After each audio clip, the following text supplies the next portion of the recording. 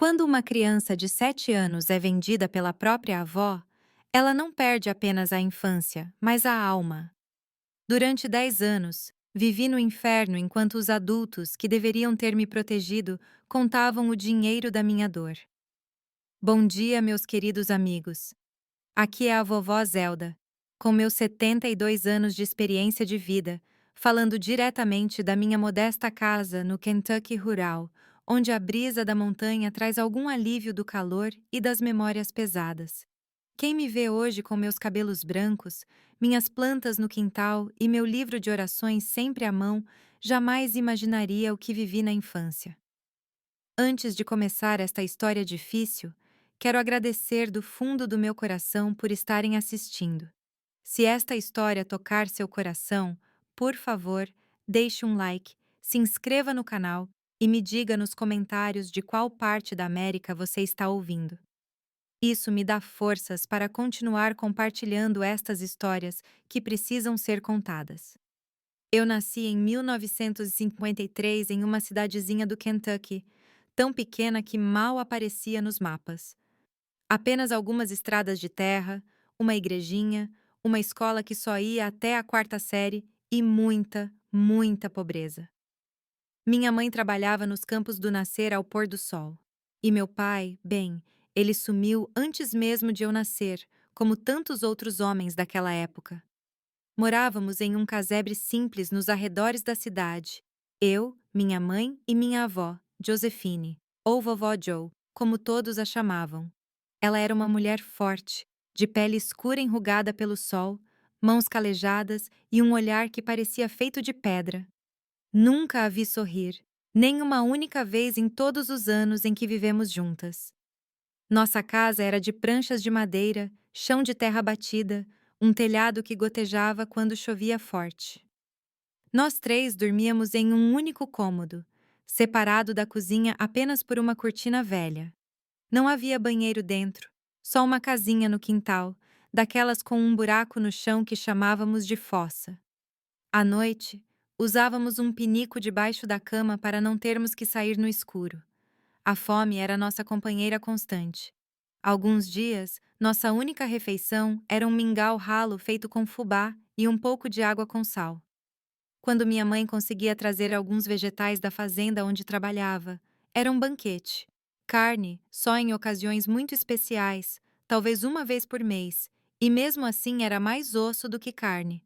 Mesmo com toda essa pobreza, eu tinha minhas alegrias de infância. Eu brincava com bonecas feitas de casca de milho, corria descalça pelo quintal, subia em árvores para colher frutas. Na escola, apesar das dificuldades, eu me destacava. A professora Miss Lorna sempre dizia que eu era inteligente, que eu poderia ser alguém se estudasse. Foi pouco depois de eu completar 7 anos que tudo mudou. Lembro-me como se fosse ontem. Era um domingo de manhã. Minha mãe tinha ido trabalhar na casa de uma família rica na cidade. Mesmo no domingo, porque ela precisava do dinheiro extra. Eu estava no quintal brincando com pedrinhas quando minha avó me chamou. Zelda, venha cá, tem serviço hoje. Achei estranho, pois domingo era dia de descanso, mesmo para os mais pobres. Mas obedeci, como sempre fazia. Vovó Joe tinha a mão pesada e não tolerava a desobediência. Ela me levou para dentro, me deu um banho caprichado, algo raro naquela casa onde a água era escassa e preciosa. Penteou meus cabelos com cuidado, fez 2 tranças bem feitas. Depois, tirou um vestido que eu só usava na igreja no Natal. Um vestidinho branco com detalhes de renda que minha mãe havia comprado em uma feira. Vovó, por que estou me arrumando assim? É um dia especial? Perguntei confusa. Não faça perguntas, menina. Apenas se apronte. Hoje, vamos à casa de um homem importante que vai ajudar a família. Senti um arrepio no estômago que não soube explicar na época. Hoje, sei que era o instinto tentando me alertar do perigo, mas crianças não entendem essas coisas. Crianças confiam nos adultos, principalmente naqueles que deveriam protegê-las. Caminhamos por quase 1 hora, saindo da cidadezinha em direção a uma fazenda que ficava a alguma distância. Era uma casa grande, de tijolos, com uma varanda na frente e um carro estacionado do lado de fora. Algo raro naqueles tempos e naquele lugar. Deviam ser ricos mesmo. Um homem nos esperava na varanda. Ele parecia velho aos meus olhos de criança. Devia ter uns 50 anos, barrigudo, suado, com um bigode grosso e mãos peludas. Ele me olhou de um jeito que me fez querer me esconder atrás da minha avó. É ela? Ele perguntou, me examinando dos pés à cabeça. Sim, Sr. Anderson. Limpinha, saudável, exatamente como combinamos. 7 anos, fez aniversário no mês passado. Eles conversaram mais um pouco em voz baixa. Vi quando ele entregou um bolo de dinheiro para minha avó, que ela rapidamente enfiou no sutiã. Eu a trarei de volta antes do anoitecer, disse o homem. Foi aí que entrei em pânico. Minha avó estava me deixando ali com aquele homem estranho. Agarrei-me à saia dela, implorando para que não me deixasse. Vovó, não vá. Quero ir com você, por favor. Ela se abaixou, segurou meus ombros com firmeza e falou em um tom que não admitia discussão. Escute aqui, Zelda. Você vai ficar e ajudar o Sr. Anderson com o trabalho que ele precisar. É trabalho de mulher, entendeu? Toda menina tem que aprender. Se você não for boazinha, a gente não come esta semana. Você entendeu? Eu assenti, engolindo o choro. Ela nunca havia falado comigo assim, com aquele olhar frio, como se eu fosse mercadoria, e não sua neta. E não conte nada para sua mãe quando voltar. Isso é segredo nosso. Se você contar, eu vou saber e você vai apanhar até não conseguir sentar. Você está me ouvindo? Eu apenas concordei, paralisada de medo. Ela se virou e foi embora sem olhar para trás nenhuma vez. Deixou-me ali sozinha com aquele homem que sorriu de um jeito que me deu calafrios. Venha, menina, vamos entrar. Eu tenho um trabalho para você lá dentro. O que aconteceu naquela casa nas horas seguintes é algo que passei décadas tentando esquecer. Mesmo hoje, aos 72, as lembranças são tão vívidas que às vezes acordo gritando no meio da noite. Ele me levou para um quarto escuro, com as cortinas fechadas e um cheiro forte de suor e cigarros. Ele disse que ia me ensinar um trabalho de mulher que ajudaria minha família, que eu seria uma boa menina se fizesse tudo direitinho. O que ele fez comigo naquele quarto não é algo que eu possa descrever em detalhes, mesmo depois de tantos anos. A dor, o terror, a confusão. Uma criança de 7 anos não tem como processar aquele tipo de violência. Lembro-me de chorar, implorar para que ele parasse, chamar por minha mãe, por minha avó. Quando acabou, eu estava sangrando, tremendo, em choque. Ele me levou ao banheiro, me limpou com uma toalha áspera, vestiu-me novamente o vestidinho branco que agora tinha manchas que nunca mais saíram.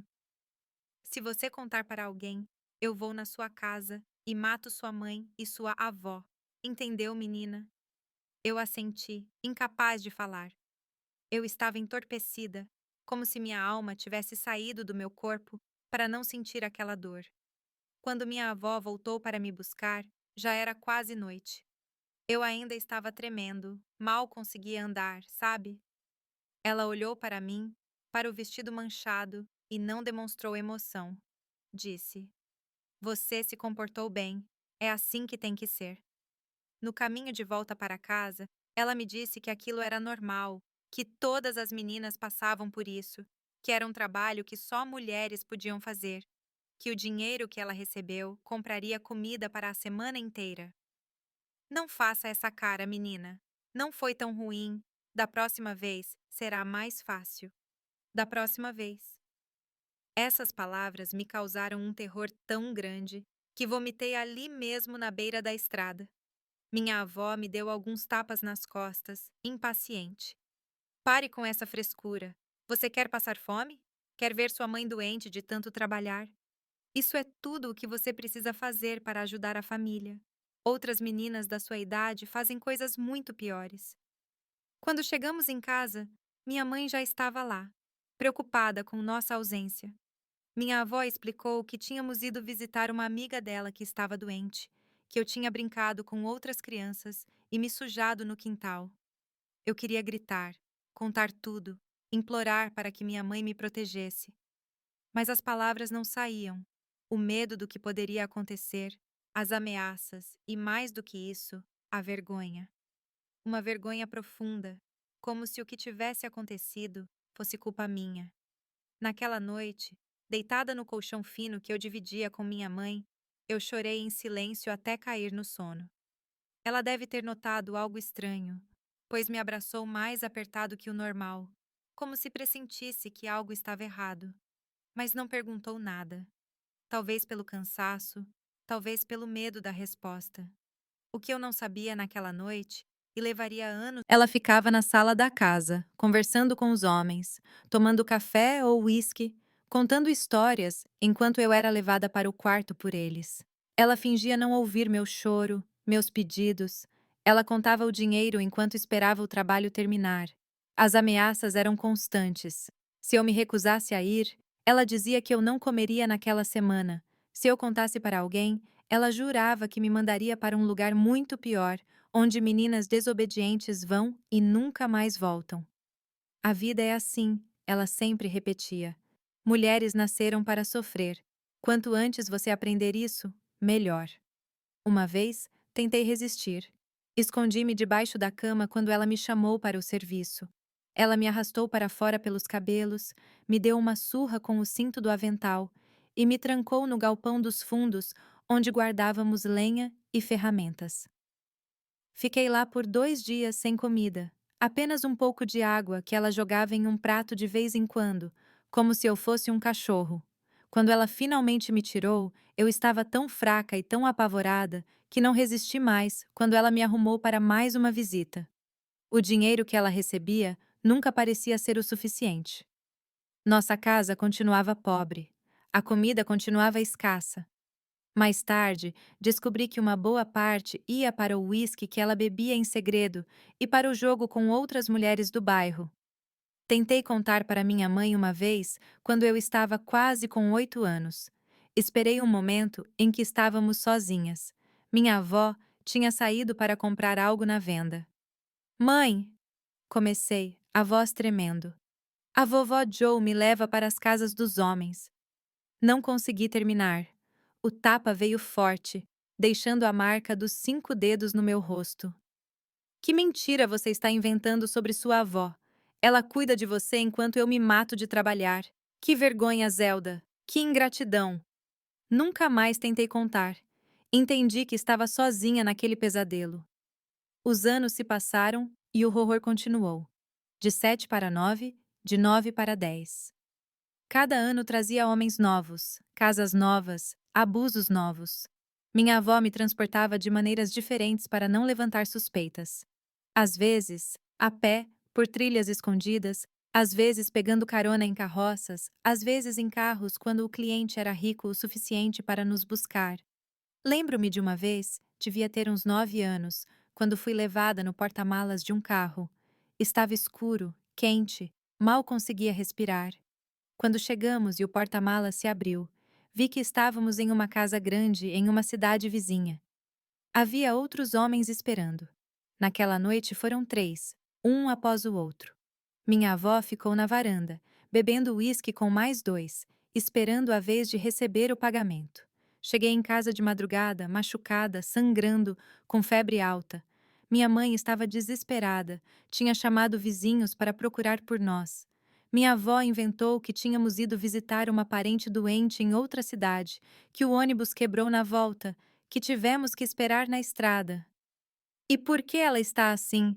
Parece que apanhou, minha mãe gritou, me examinando à luz do lâmpada de querosene. Caiu do barranco perto do ponto de ônibus. Você sabe como ela é desastrada. Minha avó respondeu com aquela cara de pedra que nunca mostrava emoção. Fiquei doente por dias, com febre, dores no corpo, uma infecção que me fazia chorar toda vez que ia ao banheiro. Minha mãe fazia chás, aplicava compressas, rezava muito. Minha avó apenas observava, irritada com o atraso que minha doença estava causando nos serviços. Assim que melhorei um pouco, ela já estava me preparando para a próxima visita. Era como se nada tivesse acontecido, como se quase morrer fosse apenas um inconveniente temporário. Anda, menina! Perdemos quase 2 semanas com essa choradeira sua. Dinheiro não cai do céu. A essa altura, eu estava com quase 10 anos. Eu não era mais uma criancinha inocente. Começava a entender o que estava acontecendo comigo, mesmo sem ter palavras para descrever. Eu sabia que o que minha avó chamava de trabalho de mulher estava errado. Que outras meninas da minha idade não passavam por isso. Eu via como as outras meninas da escola brincavam despreocupadas, como elas tinham um brilho nos olhos, como elas ainda acreditavam em coisas boas, enquanto eu já estava morta por dentro. Apenas meu corpo continuava a funcionar, como uma boneca quebrada que alguém força a se mover. Na escola, minhas professoras notaram que algo estava errado. Eu, que havia sido uma aluna brilhante, agora mal conseguia me concentrar. Tinha pesadelos na sala de aula. Levava susto quando alguém me tocava, mesmo que fosse apenas um tapinha no ombro. Meu caderno tinha desenhos escuros e assustadores que faziam a professora me olhar com preocupação. Zelda, algo está acontecendo em casa? Miss Lorna perguntou uma vez, chamando-me depois da aula. Abri a boca para falar, para finalmente pedir ajuda de alguém. Mas naquele exato momento, vi minha avó parada na porta da sala de aula, olhando para mim com aqueles olhos de pedra. Ela tinha vindo me buscar na escola, algo que normalmente nunca fazia. Nada, professora, murmurei, abaixando os olhos. Eu só estou cansada. Miss Lorna olhou de mim para minha avó, e algo em seu olhar me disse que ela desconfiava. Mas o que ela poderia fazer? Naquela época, naquele lugar, questionar uma avó sobre como ela criava sua neta era impensável. A palmatória e o cinto no traseiro eram considerados métodos normais de educação. Além disso, minha avó era respeitada na comunidade, ou pelo menos temida. Todos conheciam o seu gênio difícil, sua língua afiada, sua capacidade de guardar rancor por décadas. Ninguém queria se meter com Josefine. Foi por essa época que comecei a planejar minha fuga. Eu não sabia para onde iria, como sobreviveria, mas qualquer coisa parecia melhor do que continuar naquela vida. Comecei a guardar pequenas coisas, um pedaço de pão escondido, algumas moedas que encontrava na rua, um mapa da região que arranquei de um livro da escola. Meus queridos amigos, dói reviver estas memórias. Às vezes preciso parar, respirar fundo e lembrar que aquela garotinha assustada conseguiu sobreviver, que eu estou aqui hoje, tantos anos depois, podendo contar esta história para vocês. Se você ainda está comigo até este ponto, muito obrigado. Eu sei que não é fácil ouvir estas coisas, mas é importante que essas histórias sejam contadas, que esses segredos sombrios venham à luz. Porque em algum lugar, neste exato momento, há uma criança passando por algo semelhante, pensando que está sozinha, que ninguém vai acreditar nela. O pior ainda estava por vir na minha história. Aos 10 anos, quando pensei que já tinha vivido o pior que a vida poderia oferecer, descobri que o inferno tem muitos níveis, e eu estava apenas começando a descida. A vida tem uma forma cruel de nos fazer aceitar o inaceitável. Quando o terror se repete dia após dia, semana após semana, ele perde aquele impacto inicial. Não porque dói menos, nunca doeu menos, mas porque seu corpo e sua mente criam mecanismos para continuar funcionando apesar da dor. É como se uma parte de você se desconectasse, saísse do corpo e observasse de longe o que está acontecendo. Foi o que aconteceu comigo entre os 10 e os 12 anos. O que antes causava pânico, agora era rotina. Terrível, dolorosa, mas rotina. Eu sabia exatamente o que esperar quando minha avó me chamava com aquele tom de voz específico. Zelda, arrume o cabelo porque hoje tem serviço. As visitas tinham um padrão. 2, às vezes 3 vezes por semana, quase sempre à tarde, quando minha mãe estava no trabalho. Homens diferentes, mas com o mesmo olhar. Alguns fingiam ser gentis no início, ofereciam doces, falavam em voz mansa. Outros nem se davam ao trabalho de fingir. Todos terminavam do mesmo jeito, pegando à força o que nenhuma criança deveria dar. O pior de tudo era ver como minha avó, Josephine, havia transformado aquilo em um negócio organizado. Com o tempo, ela desenvolveu uma rede de clientes regulares e até uma tabela de preços. Quanto mais nova a menina, mais caro. Quanto mais serviços especiais, maior o valor. Ela negociava na porta como quem vende verduras na feira, sem um pingo de emoção no rosto. Ela está limpa, saudável. Este aqui é o preço. Se quiser mais tempo, é mais tanto. Se quiser fazer coisas diferentes, a gente combina. Eu ficava ali, cabisbaixa, enquanto ela discutia os detalhes como se eu fosse mercadoria, um objeto sem sentimentos ou vontade própria. Em algumas casas, ela me deixava e ia embora, voltando horas depois para me buscar. Em outras, principalmente quando eram vários homens, ela ficava na sala ou na cozinha, tomando café, bebendo uísque. Minha avó me levou direto para os fundos da casa, onde o tal coronel esperava com mais 3 homens. Todos já estavam embriagados, com os olhos vermelhos e o andar cambaleante. O presente de aniversário chegou, Zack! Gritou um deles, me olhando de cima a baixo. O coronel sorriu, passou a mão na minha cabeça como quem afaga um cachorro e entregou um maço de dinheiro para minha avó. Foi mais do que o normal, percebi pelo brilho nos olhos dela enquanto contava as notas. Fiquem à vontade, ela disse, enfiando o dinheiro no sutiã. Só não machuquem muito a menina. Tenho outro compromisso com ela amanhã. Ela se foi, fechando a porta atrás de si, deixando-me sozinha com 4 homens adultos. O que aconteceu naquele quarto durante as horas seguintes é algo que tento apagar da minha memória até hoje. Foram todos eles, um após o outro. Quando um terminava, saía para beber mais e voltava para aproveitar de novo. Perdi a conta de quantas vezes cada um usou meu corpo naquela noite. Em algum momento, desmaiei de dor e exaustão. Quando acordei, eu estava jogada em um colchão sujo nos fundos da casa, sangrando e com hematomas por todo o corpo. Eu mal conseguia me levantar direito. Minha avó apareceu na porta, irritada com o atraso. Ande, menina. Já está quase amanhecendo. Sua mãe vai estar chegando do turno da noite e não pode te encontrar fora de casa. Ela nem me ajudou a levantar. Ficou na porta, apressando enquanto eu tentava reunir forças para ficar de pé. Quando viu que eu mal conseguia andar, soltou um suspiro de impaciência e me puxou pelo braço. Sempre essa frescura. Pare de fazer cena. Já te disse que isso é normal. Toda mulher passa por isso. No caminho de volta, caminhando com dificuldade pela estrada de terra, eu lhe perguntei pela primeira vez algo que me atormentava há anos.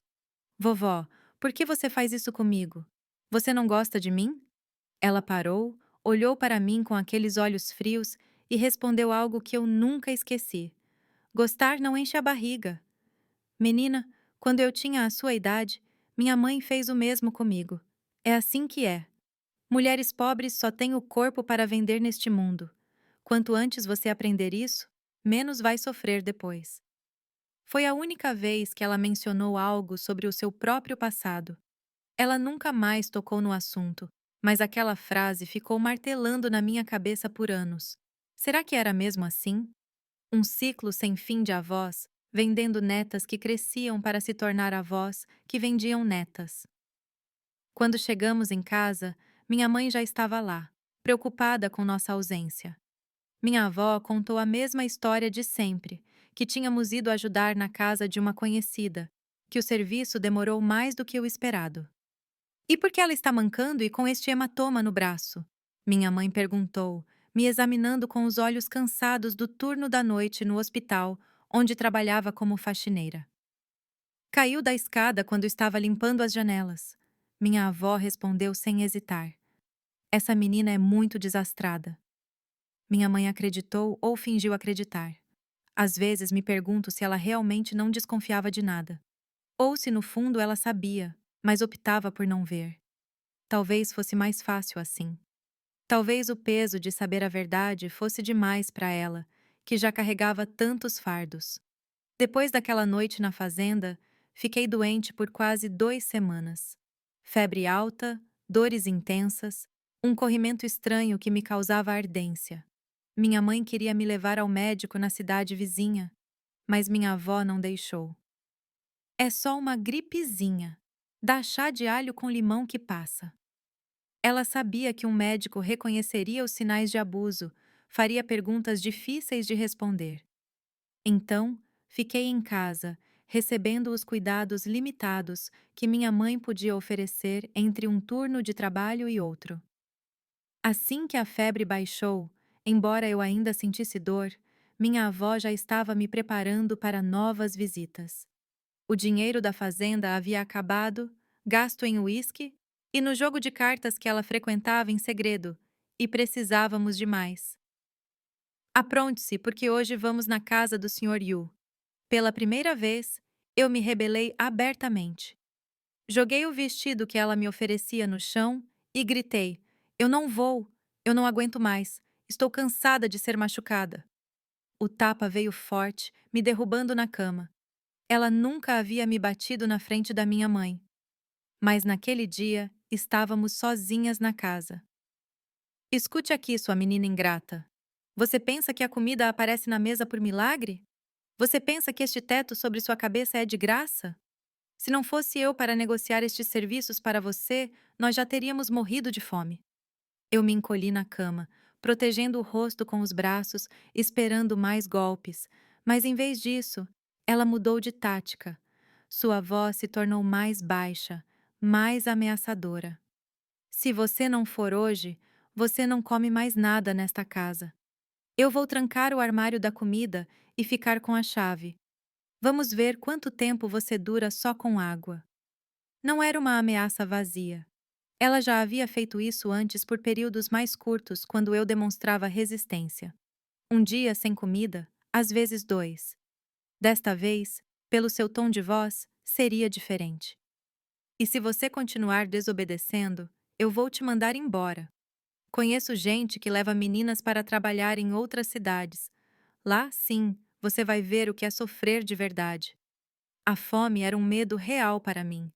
Já tínhamos passado por períodos difíceis com apenas uma refeição rala por dia.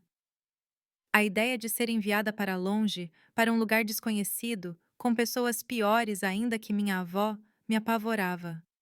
Então eu fui, e continuei indo nas semanas seguintes. A resistência tinha um preço muito alto. Por essa época, comecei a ter problemas sérios na escola. Eu não conseguia me concentrar. Dormia durante as aulas, depois de noite sem conseguir fechar os olhos. Tinha pesadelos na sala de aula que me faziam gritar de repente, assustando colegas e professores. Minha professora, Miss Lorna, tentou conversar comigo, entender o que estava acontecendo. Uma vez, ela me chamou depois da aula. Zelda, você era minha melhor aluna e agora mal consegue escrever seu próprio nome. O que está acontecendo, minha filha? Tem algo em casa que você quer me contar? Olhei para ela, para aqueles olhos gentis, cheios de preocupação sincera, e quase contei tudo. As palavras estavam na ponta da língua, mas então me lembrei das ameaças da minha avó. O que aconteceria se eu falasse? E mais do que isso, lembrei-me das vezes em que tentei contar para minha própria mãe. E não fui acreditada. Por que uma professora acreditaria em mim? É só cansaço, professora. Tenho ajudado muito em casa. Ela não pareceu convencida, mas também não insistiu. Naqueles dias, problemas de família eram considerados um assunto privado, no qual nenhum estranho deveria interferir. Deixei de ir à escola pouco depois. Minha avó decidiu que eu já tinha educação suficiente e que meu tempo seria melhor gasto trabalhando. Na realidade, ela temia que eu pudesse acabar contando algo para as professoras ou que elas notassem os sinais cada vez mais evidentes de abuso. Minha mãe protestou, semanalmente. Ela valorizava a educação, sonhava em me ver formada um dia, mas a palavra final era sempre da minha avó, que controlava o dinheiro e as decisões da casa com mão de ferro. Uma menina de 12 anos precisa aprender a cuidar da casa, não perder tempo com livros. Eu nunca aprendi a ler e estou aqui, viva e forte. Assim, meu mundo se tornou ainda menor. Sem escola, sem amigos, sem qualquer contato com o mundo exterior além das terríveis visitas que minha avó arrumava, passei a viver em um universo composto apenas pelo nosso casebre e pelas casas dos homens que me compravam. Foi durante este período que desenvolvi um método para sobreviver mentalmente aos abusos. Quando eles começavam, eu fechava os olhos e me transportava para outro lugar. Eu imaginava um campo verde com flores coloridas e um riacho de água limpa. Neste lugar, eu podia correr, brincar, ser apenas uma criança. Ninguém me machucava ali. Ninguém me tocava de formas que me causavam dor e vergonha. Era uma dissociação, embora eu não soubesse essa palavra na época. Minha mente literalmente se desconectava do meu corpo para não sentir o horror pelo qual estava passando. Enquanto homens adultos estupravam uma menina de 12 anos, essa menina visitava campos imaginários onde podia ser livre. A frequência das visitas aumentou com o tempo. Sem a escola para justificar minha ausência em certos horários, minha avó podia me levar a qualquer hora do dia, 3, 4 vezes por semana, às vezes mais de uma vez no mesmo dia, com homens diferentes. Meu corpo começou a dar sinais desse abuso constante. Infecções recorrentes, sangramentos, dores crônicas que nunca desapareciam completamente. Desenvolvi uma tosse persistente que depois descobri ser tuberculose, provavelmente contraída de um dos clientes que já estava visivelmente doente quando minha avó me vendeu para ele. A tuberculose foi, ironicamente, um breve período de alívio. Fiquei tão doente que nem minha avó se arriscava a me levar para as visitas. Por quase um mês, pude ficar em casa. Mas a vizinha curandeira, Miss Nancy, intercedeu. A menina ainda está fraca, Josefine. Se você a forçar agora, ela pode ter uma recaída pior. Tuberculose não é brincadeira. Foi a primeira vez que vi alguém confrontar minha avó diretamente. Miss Nancy não tinha medo dela. Talvez por ser mais velha, talvez por ter respeito na comunidade como curandeira. O fato é que minha avó hesitou, recuou temporariamente. Tudo bem, ela pode descansar por mais uma semana, mas depois ela volta ao trabalho normal. Essa semana extra foi preciosa. Eu recuperei alguma força, não apenas física, mas mental. E o mais importante, recebi visitas diárias de Miss Nancy, que vinha checar meu estado e trazer mais de seus remédios caseiros. Foi durante uma dessas visitas, quando estávamos sozinhas, minha avó tinha saído e minha mãe estava no trabalho, que ela me fez a pergunta que mudaria tudo. Menina, o que sua avó tem feito com você? Este corpo está muito marcado para ser apenas quedas e acidentes. Seu olhar era diferente de qualquer outro que eu já havia visto. Não havia julgamento, nem desconfiança, apenas uma compaixão profunda que rompeu todas as minhas defesas. Pela primeira vez em anos, eu contei a verdade. Contei tudo, desde a primeira visita aos 7 anos até os múltiplos e frequentes abusos que sofria agora, aos 12. Chorei tanto que mal conseguia falar em alguns momentos. Miss Nancy apenas segurou minhas mãos, ouvindo em silêncio, ocasionalmente enxugando as próprias lágrimas. Quando terminei, esperei ver incredulidade em seus olhos, como havia visto nos da minha mãe. Mas o que eu vi foi raiva, não dirigida a mim, mas à situação, à minha avó, aos homens que haviam abusado de uma criança. Minha filha, ela disse finalmente, o que fizeram com você é um crime da pior espécie. Sua avó não tem o direito de vender seu corpo assim. Ninguém tem. Aquelas palavras foram como água no deserto. Alguém finalmente validou o que eu sentia intuitivamente, que aquilo era profundamente errado, que eu não merecia passar por aquilo, que não era normal nem aceitável. Nós precisamos tirar você daqui, Miss Nancy continuou, segurando minhas mãos com força. Eu conheço pessoas na cidade grande que podem ajudar. Há abrigos para meninas como você. Pela primeira vez em anos, senti algo diferente de medo e resignação. Senti esperança. Uma chama pequena, frágil, mas real. Minha mãe, comecei, pensando no que aconteceria com ela se eu fugisse. Sua mãe é adulta. Ela pode cuidar de si mesma ou vir junto se quiser, mas você é uma criança, Zelda. Você precisa ser protegida. Naquela noite, não consegui dormir. A ideia de fugir, de encontrar segurança, de nunca mais ter que suportar as mãos daqueles homens no meu corpo, era poderosa demais para permitir o sono. Mas o destino tem uma forma cruel de interferir nos momentos mais importantes. Na manhã seguinte, Miss Nancy foi encontrada desmaiada em seu quintal. Um derrame, disseram os vizinhos. Ela foi levada às pressas para o hospital na cidade vizinha, mas não sobreviveu. Minha única aliada, minha chance de salvação, deixou este mundo antes de poder me ajudar. A notícia me atingiu como um soco no estômago. A pequena chama de esperança que havia nascido foi brutalmente apagada. Eu estava sozinha de novo, presa na mesma situação desesperadora, sem saída à vista. 2 semanas depois, minha avó me levou para uma visita que mudaria tudo. Era um homem que eu nunca tinha visto antes, em uma fazenda remota. Algo nele era diferente dos outros, um olhar mais frio, mais calculista. Quando entrei no quarto onde ele esperava, senti um arrepio que não era apenas de medo, mas de terror puro. O que aconteceu naquele quarto nas horas seguintes foi tão brutal, tão desumano, que mesmo agora, 60 anos depois, eu não consigo descrever em detalhes.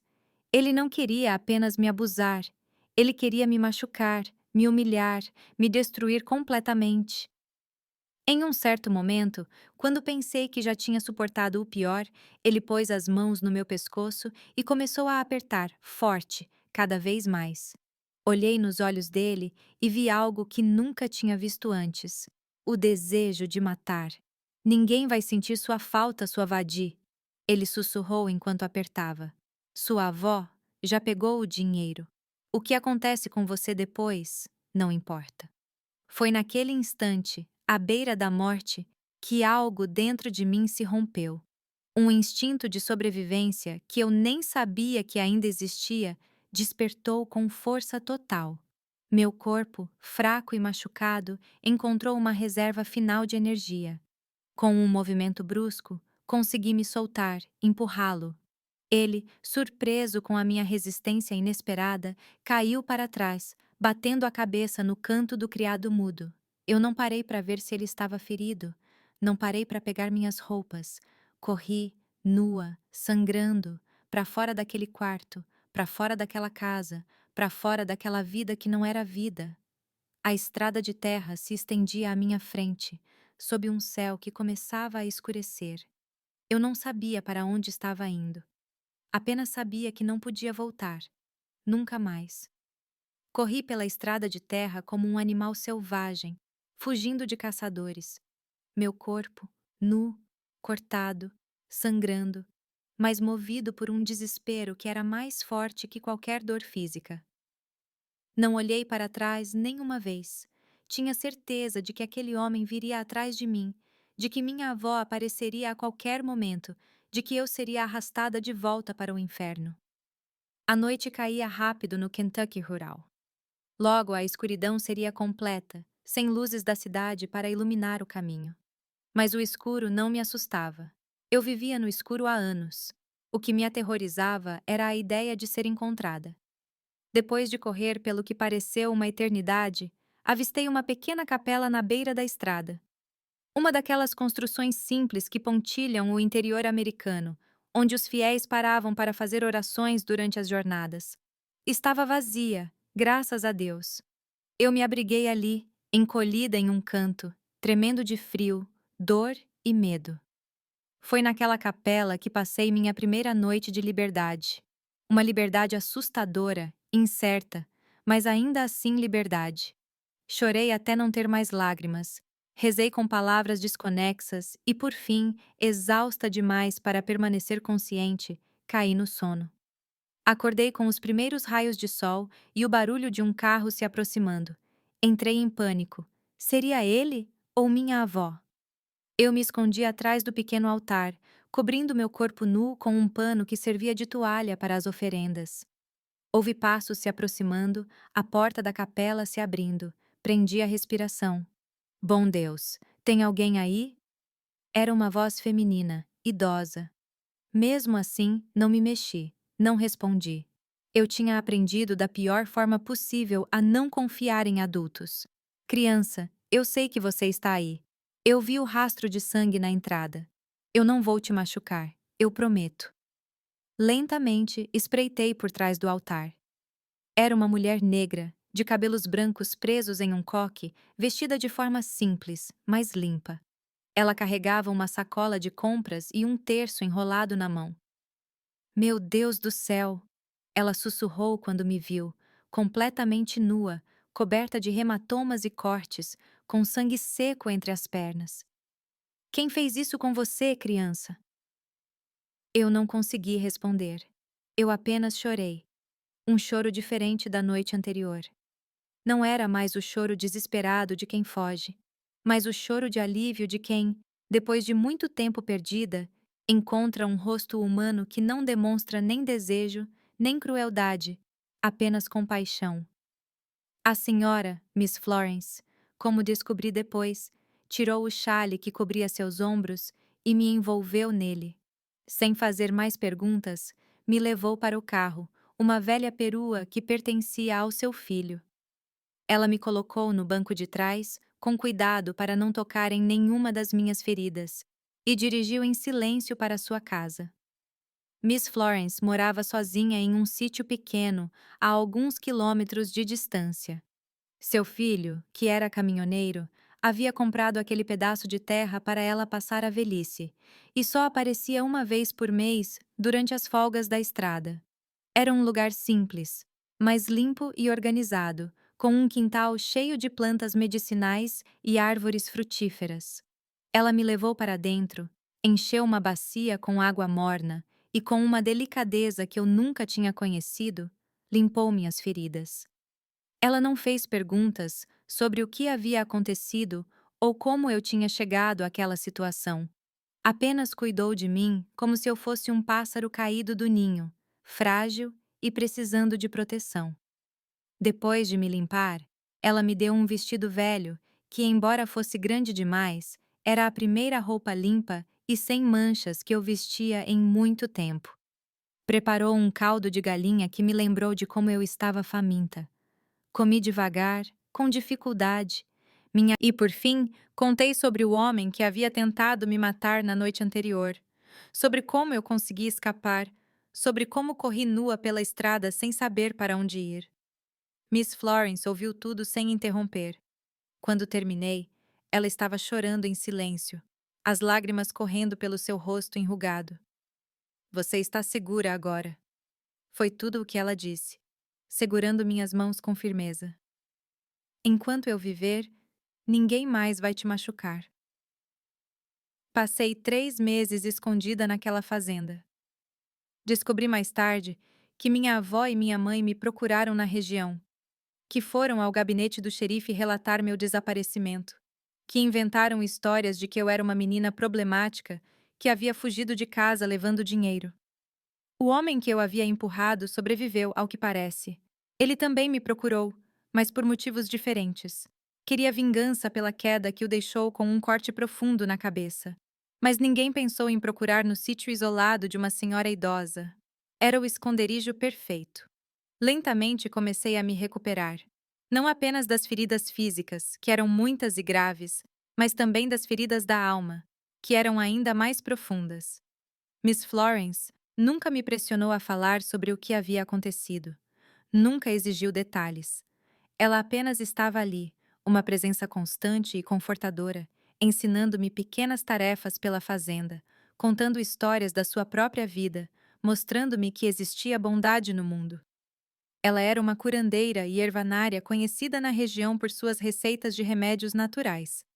Com ela, aprendi o poder das plantas, quais curavam feridas, quais acalmavam a mente, quais fortaleciam o corpo.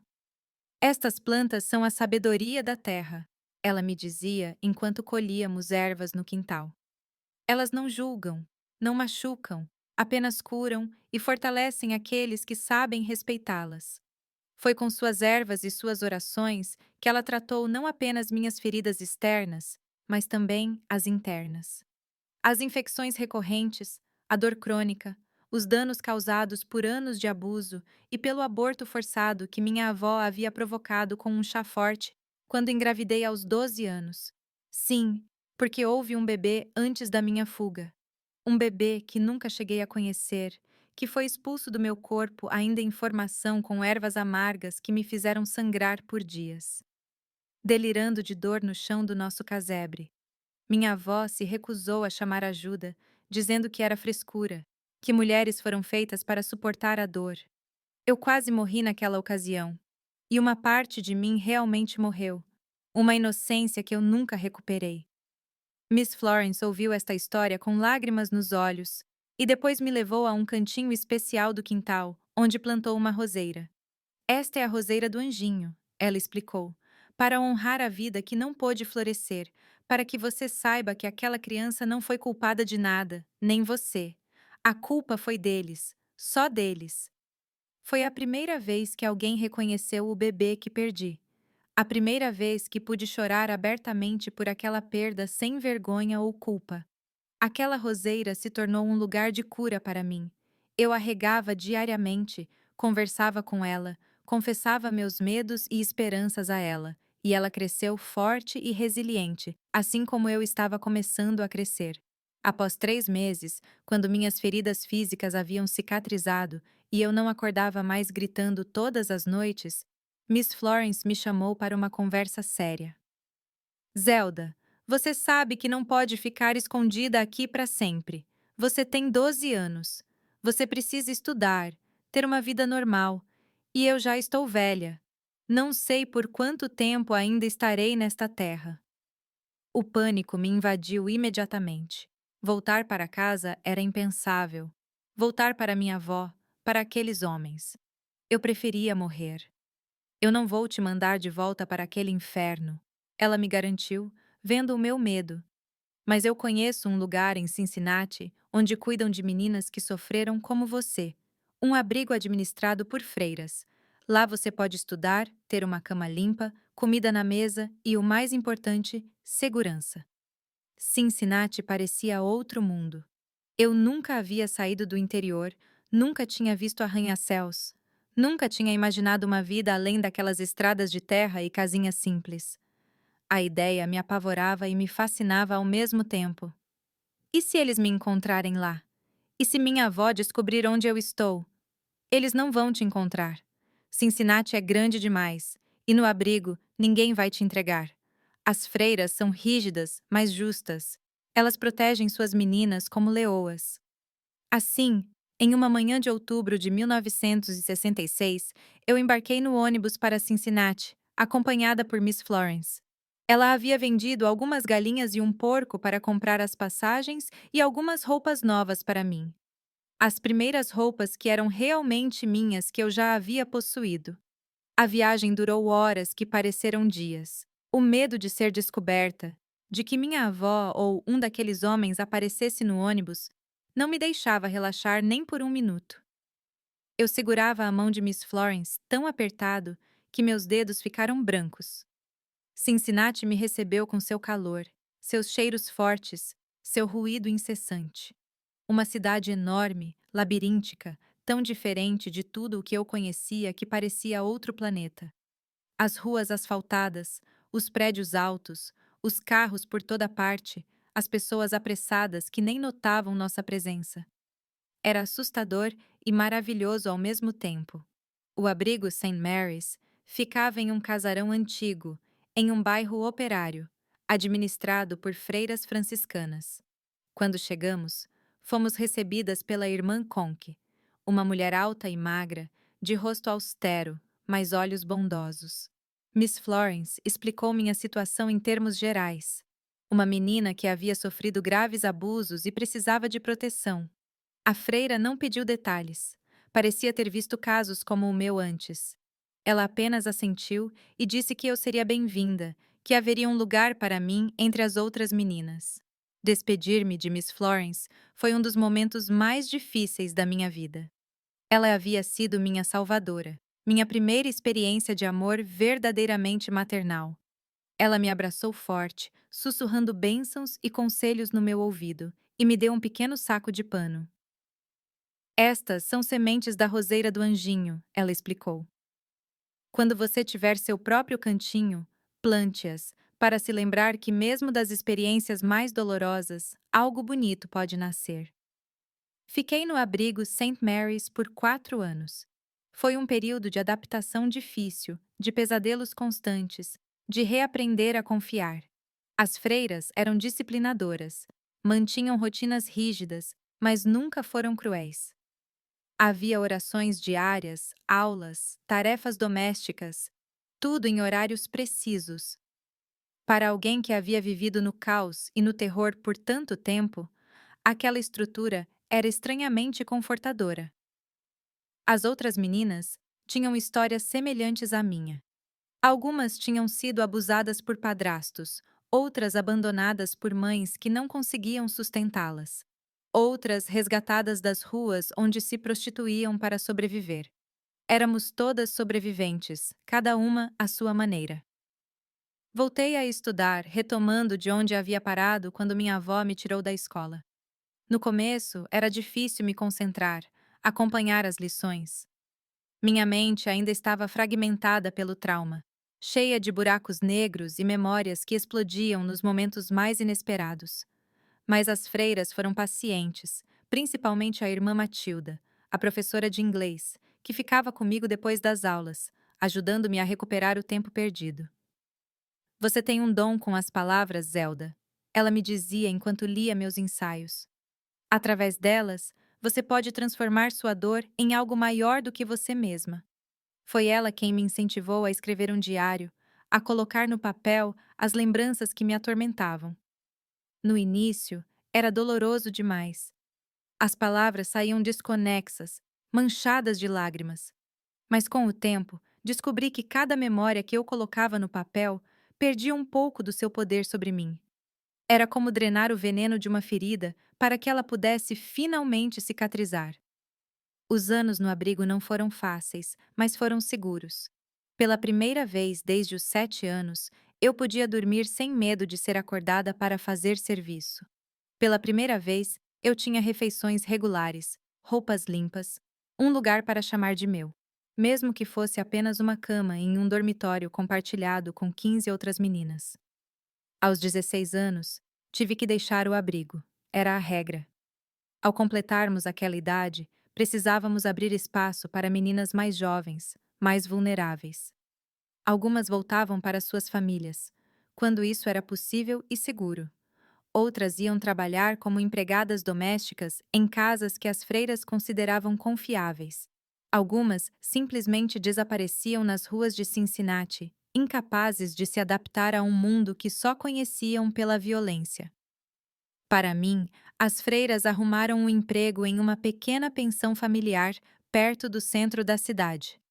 Eu seria responsável pela limpeza dos quartos e por ajudar na cozinha.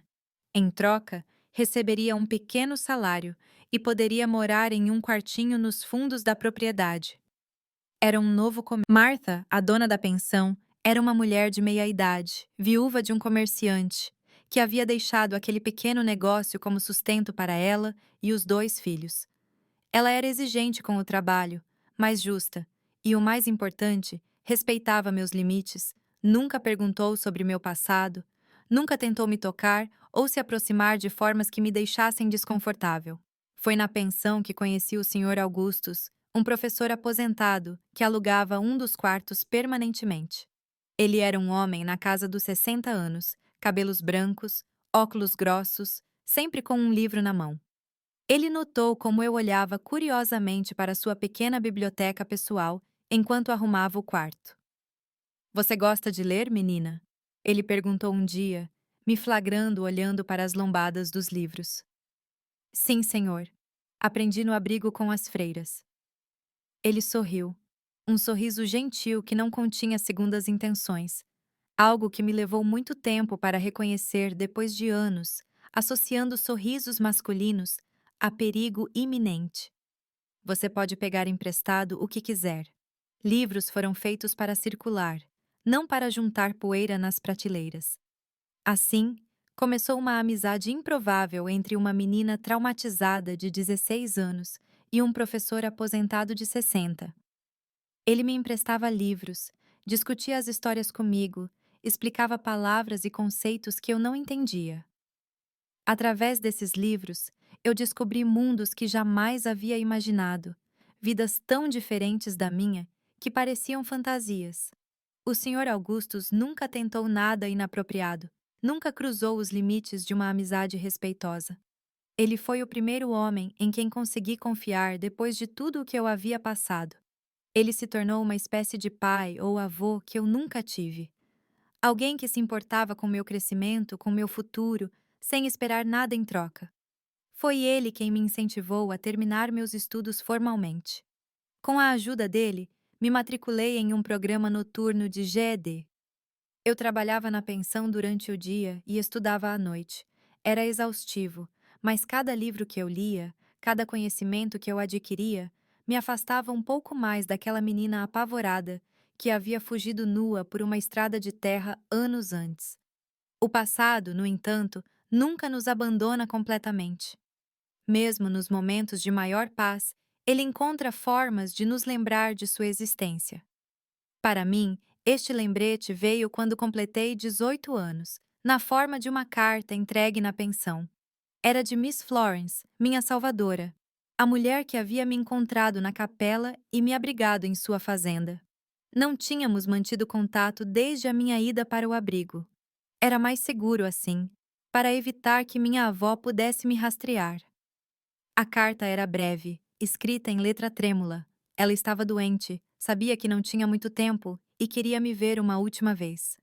Incluía o endereço da fazenda e uma passagem de ônibus de volta para o interior. Meu primeiro instinto foi o medo. Voltar para aquela região significava o risco de encontrar minha avó ou um daqueles homens. Significava revisitar lugares que eu havia lutado para esquecer. Mas como eu poderia negar o último pedido da mulher que havia salvado minha vida? Depois de muita reflexão, muitas noites sem dormir, decidi ir. Pedi alguns dias de folga na pensão e embarquei no ônibus com o coração acelerado. A cada milha que nos aproximava do interior, minha ansiedade aumentava. Chegou a um ponto que pensei em pedir para o motorista parar para correr de volta para a segurança de Cincinnati, mas continuei por Miss Florence e talvez, embora eu não admitisse para mim mesma, por algum tipo de fechamento que minha alma ainda precisava. O ônibus me deixou na cidadezinha mais próxima da fazenda. Eu teria que caminhar o resto do caminho. Era estranho estar de volta àquelas estradas de terra vermelha, sob aquele céu aberto do interior, entre aqueles cheiros de infância. Milho, poeira, fumaça de fogão a lenha. Eu caminhava devagar, atenta a cada movimento, a cada barulho. A cada pessoa que passava, encolhia os ombros, abaixava a cabeça, tentava me tornar invisível. Velhos hábitos que ressurgiam instintivamente. Quando finalmente avistei a fazenda, meu coração apertou. Parecia menor, mais castigada pelo tempo. O filho de Miss Florence, Robert, estava no quintal, consertando uma cerca. Ele não me reconheceu de imediato. A menina assustada de 12 anos havia se tornado uma jovem mulher de 18, mais alta, mais forte, com um olhar diferente. Zelda? Ele perguntou incerto, quando me aproximei. Meu Deus, como você cresceu? Ele me levou para dentro. Miss Florence estava na cama, visivelmente fraca, consumida por um câncer que havia se espalhado rápido demais para que remédios, naturais ou convencionais, pudessem surtir efeito, mas seus olhos ainda tinham aquela mesma bondade que havia me salvado anos antes.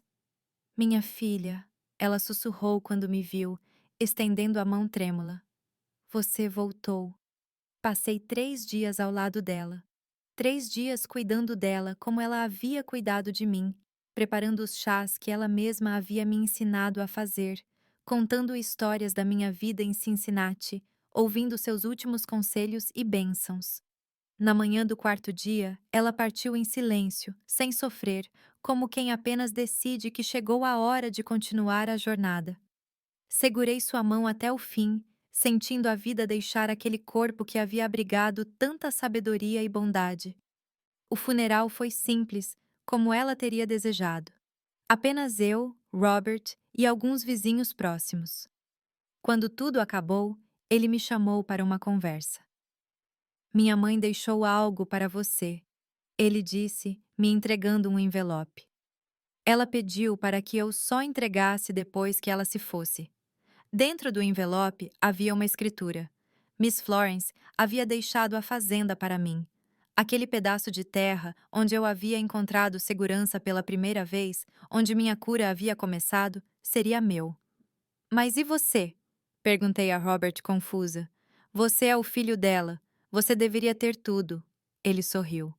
Um sorriso que me lembrou o da mãe dele. Eu tenho minha vida na estrada, minha casa na cidade. Este lugar sempre significou mais para você do que para mim.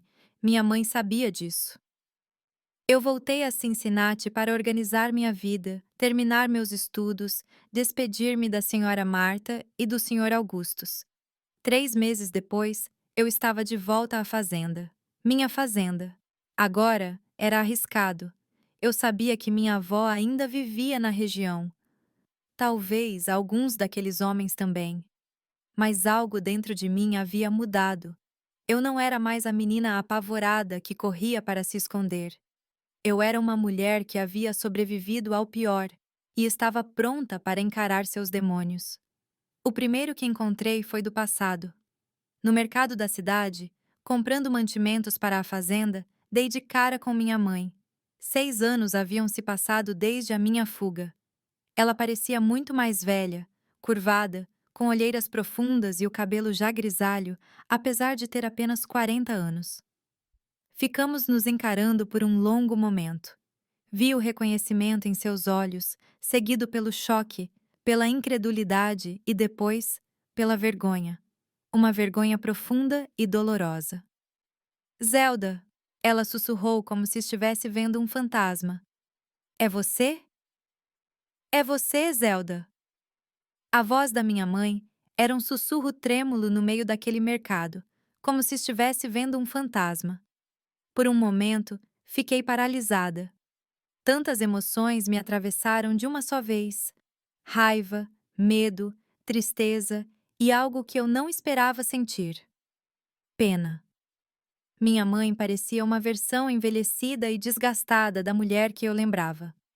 Rugas profundas marcavam seu rosto, o cabelo prematuramente grisalho, as mãos calejadas de tanto trabalho. Seus olhos, no entanto, foram o que mais me impactou. Olhos vazios, derrotados, de quem carrega um peso grande demais. Sim, sou eu, respondi, surpreendentemente calma. Ela deu um passo hesitante em minha direção, as mãos estendidas como se quisesse tocar em algo para confirmar que era real. Instintivamente, eu recuei. 6 anos não tinham sido suficientes para apagar o reflexo do medo. Nós pensamos que você tinha morrido, ela disse, a voz embargada. Depois que você. Depois que você fugiu, aquele homem. Ele disse que tinha. Ela deixou a frase no ar, incapaz de completá-la. Não precisava. Eu entendi o que havia acontecido. O homem que tentou me matar deve ter dito que conseguiu, que meu corpo estava em algum lugar na mata. Era mais fácil para ele do que admitir que uma menina de 12 anos havia escapado de suas mãos. Eu estou viva, confirmei, sentindo uma estranha força crescer dentro de mim. Eu sobrevivi. Não disse como ou onde. Algumas coisas não precisavam ser compartilhadas. Pelo menos não ali, no meio de um mercado cheio de olhos curiosos e ouvidos atentos. Sua avó. Ela começou, mas eu a interrompi. Eu não quero saber dela, nunca mais. Algo no meu tom deve ter deixado claro que o assunto estava encerrado. Minha mãe apenas assentiu, os olhos baixos, imersa naquela vergonha que eu havia visto quando nos reconhecemos. Eu posso. Eu estou morando na fazenda de Miss Florence, eu disse por fim. Se você quiser me encontrar, sabe onde é. Com isso, peguei minhas compras e saí do mercado, sentindo o olhar dela nas minhas costas. Não olhei para trás nenhuma vez. Eu já havia aprendido que olhar para trás só trazia dor. Ela apareceu 3 dias depois, sozinha, graças a Deus. A ideia de ver minha avó de novo me dava calafrios. Ela estava nervosa.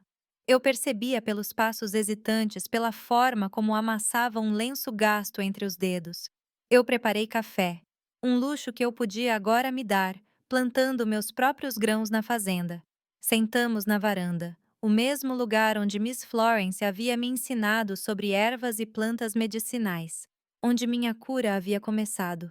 Por alguns minutos, ficamos em silêncio, apenas o som dos pássaros e do vento nas folhas preenchendo o espaço entre nós. Então ela começou a falar, e o que eu ouvi me deixou ao mesmo tempo furiosa e arrasada. Minha avó Josefine havia feito com minha mãe exatamente o que fez comigo. Ela havia começado a vendê-la aos 8 anos de idade para os mesmos tipos de homens, pelo mesmo tipo de dinheiro. Por anos, minha mãe sofreu os mesmos abusos, as mesmas ameaças, o mesmo terror que eu viria a conhecer. Quando ela engravidou de mim, aos 14 anos, resultado de um desses encontros arranjados por minha avó, ela não teve a opção de abortar.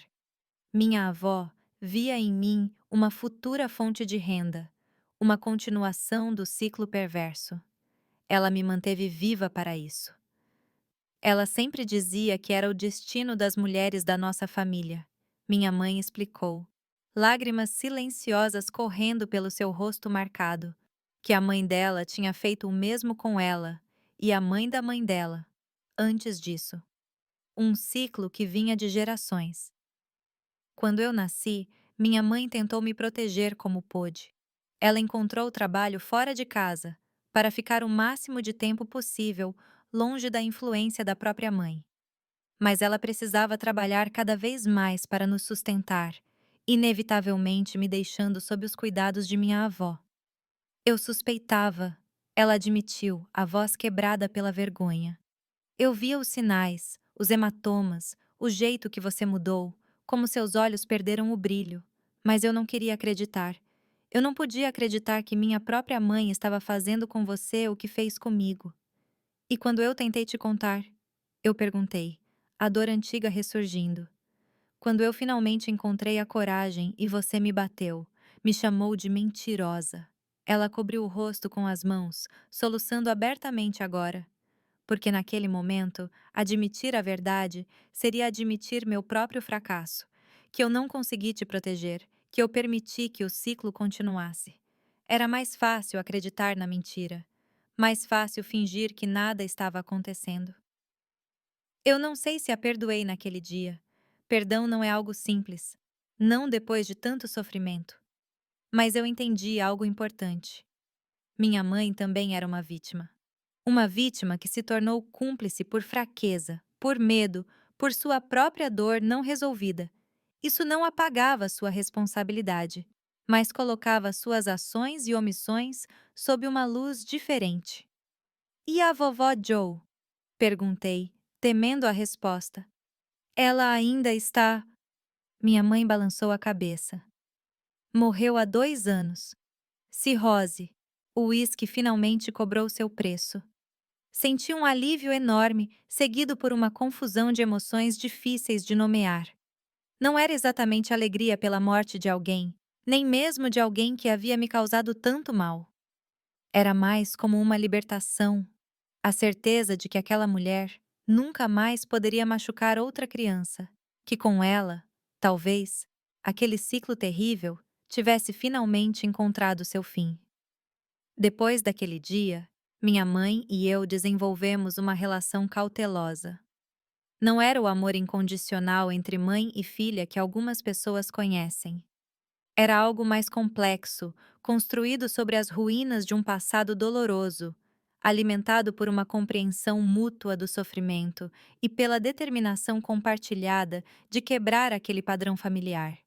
Ela nunca veio morar comigo na fazenda, preferindo manter uma certa distância, talvez por vergonha, talvez por respeito ao meu espaço e à minha cura. Mas ela visitava regularmente, ajudava no plantio e na colheita, aprendia sobre as ervas medicinais que eu agora cultivava, seguindo os ensinamentos de Miss Florence.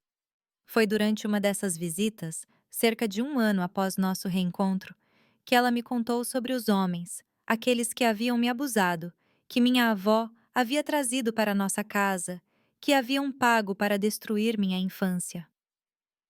A maioria deles já morreu, ela disse, enquanto separávamos sementes de coentro na varanda.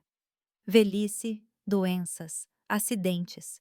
O coronel Zachary teve um derrame que o deixou confinado a uma cama, sem poder falar ou se mexer. Dizem que ele sofre dia e noite. Eu não senti alegria com esta notícia, nem vingança satisfeita. O que senti foi uma estranha espécie de paz, como se o universo, à sua maneira e no seu tempo, estivesse equilibrando as contas. E aquele último? Perguntei, referindo-me ao homem que havia tentado me matar, de cujas mãos eu havia escapado naquela noite desesperada. Aquele que disse que tinha me matado. Um sorriso triste passou pelo rosto da minha mãe, desaparecendo logo depois. Dizem que ele foi embora para Ohio. Outros dizem que ele se envolveu com gente perigosa e acabou no fundo de algum rio. Ninguém sabe ao certo. Eu também nunca soube o que aconteceu com ele, e decidi que não importava. Ele não tinha mais poder sobre mim, sobre meus sonhos, sobre o meu futuro. Era apenas uma sombra do passado, cada vez mais distante. Enquanto eu construía minha nova vida, e era uma vida surpreendentemente boa, considerando como começou, a fazenda de Miss Florence prosperava nas minhas mãos. Eu aprendi a trabalhar a terra, a cultivar não apenas para sobreviver, mas para curar. As ervas medicinais que ela havia me ensinado a reconhecer e usar se tornaram a base do meu sustento. No início, pessoas da região vinham buscar remédios simples: chás para dor de cabeça, pomadas para ferimentos, xaropes para tosse. Com o tempo, minha reputação cresceu.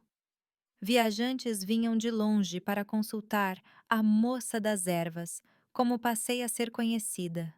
Não era apenas o conhecimento das plantas que atraía as pessoas.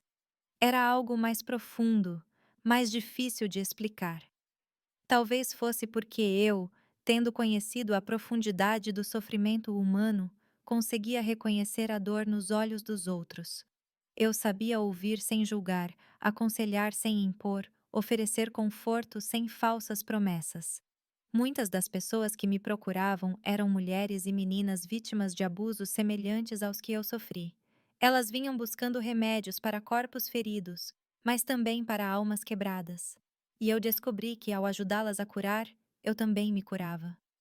Cada história ouvida, cada conselho dado, cada mão segurada em momentos de desespero me lembrava que meu sofrimento não tinha sido em vão, que eu poderia transformá-lo em algo maior, algo que ajudasse a quebrar o ciclo para outros. Foi em 1978, aos 25 anos, que conheci Joseph. Ele era um jovem agrônomo que trabalhava em um projeto de extensão rural, ensinando técnicas de agricultura sustentável para pequenos produtores na região.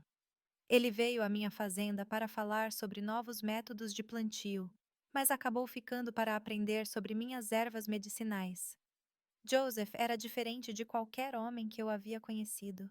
Quieto, respeitoso, com uma curiosidade genuína sobre meu trabalho e meu conhecimento.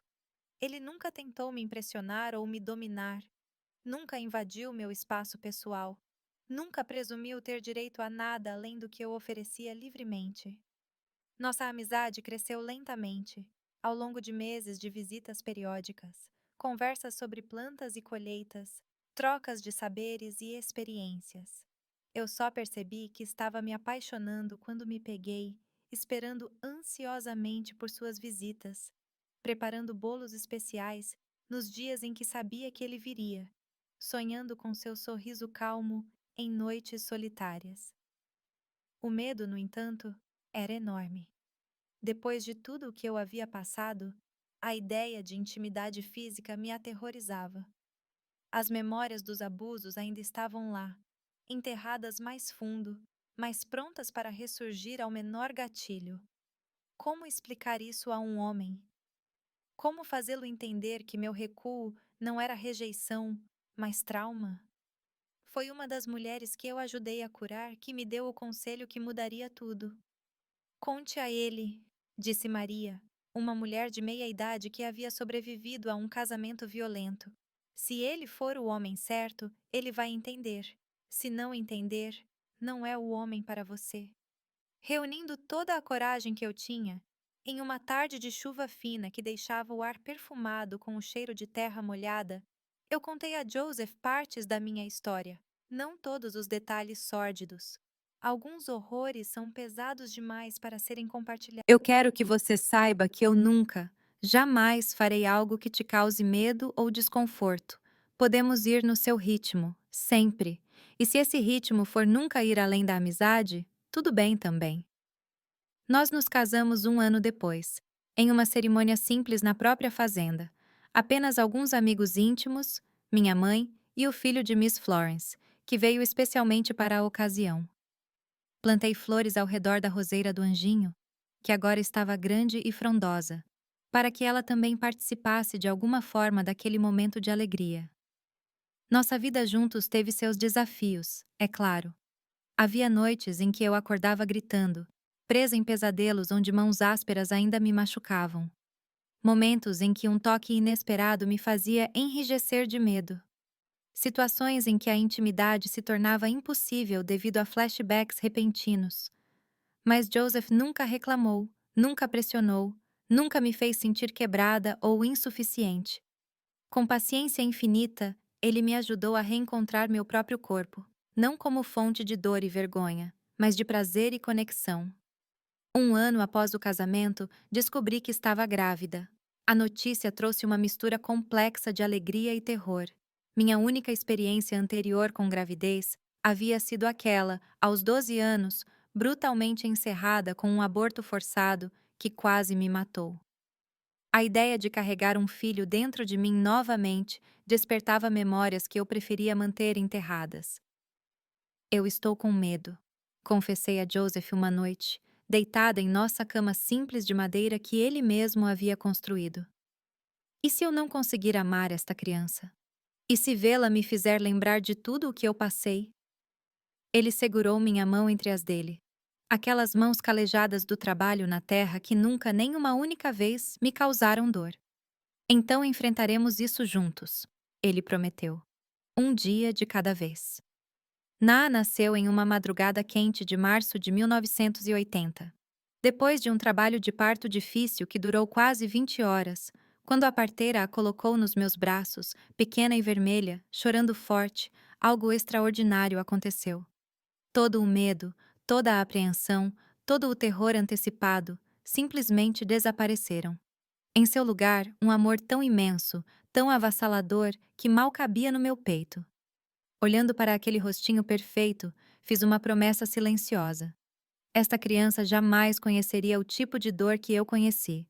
Jamais sentiria medo dentro da sua própria casa. Jamais duvidaria do amor incondicional dos seus pais. E, acima de tudo, nunca, jamais seria forçada a crescer antes do tempo. Na foi a primeira de 3 filhos. Depois vieram Matthew e Claire, cada um trazendo mais luz e amor para nossa família.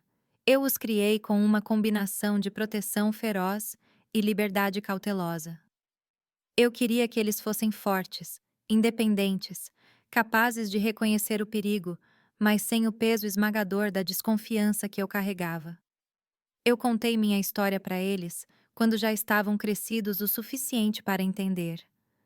Não todos os detalhes horríveis, mas o suficiente para que soubessem de onde vieram, quais ciclos nós havíamos quebrado, quais escolhas havíamos feito para garantir que o passado não determinasse o futuro. Vovó, Ná me disse uma vez, já adulta, com filhos próprios. Como você conseguiu? Como você sobreviveu a tudo aquilo e ainda se tornou alguém tão cheio de amor? A pergunta me pegou de surpresa. Eu nunca havia pensado nisso nesses termos. Sobreviver tinha sido instinto, amar tinha sido escolha.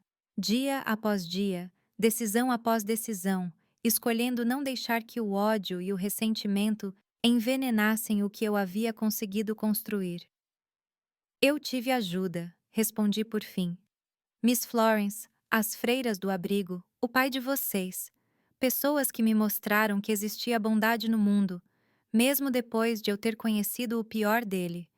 E eu tive vocês, meus filhos, que me deram um motivo para quebrar o ciclo, para ser melhor do que aqueles que vieram antes de mim.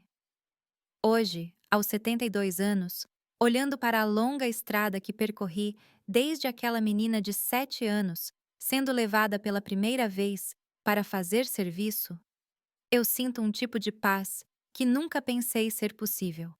Não é uma paz perfeita. As cicatrizes ainda estão lá. Algumas noites ainda são longas. Alguns gatilhos ainda podem me transportar momentaneamente de volta para aqueles quartos escuros. Mas é uma paz real, construída não na negação do sofrimento, mas em sua transformação. Uma paz que vem de saber que, apesar de tudo o que tentaram me tirar, a inocência, a dignidade, até mesmo a vida, eles não conseguiram tirar minha capacidade de amar, de curar, de crescer. A menina que correu nua por uma estrada de terra, sangrando e apavorada, encontrou não apenas refúgio, mas propósito. O ciclo de gerações de abuso que parecia destinado a continuar foi quebrado por minhas mãos, por minhas escolhas, pela minha recusa em aceitar que a dor era tudo o que a vida tinha a oferecer. E se há uma lição que eu gostaria de deixar para quem ouvir minha história, é esta. Não importa quão profunda seja a escuridão, sempre há um caminho para a luz.